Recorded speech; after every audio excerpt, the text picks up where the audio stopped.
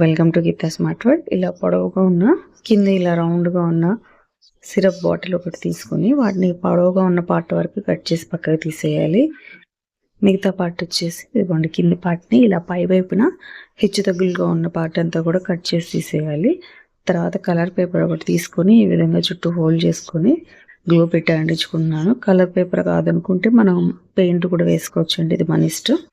తర్వాత వచ్చేసి లోపల వైపున ఓపెన్గా ఉన్న వైపున ఎక్స్ట్రాగా ఉన్న పేపర్ని ఇలా లోపలికి ఫోల్డ్ చేసుకోవాలి.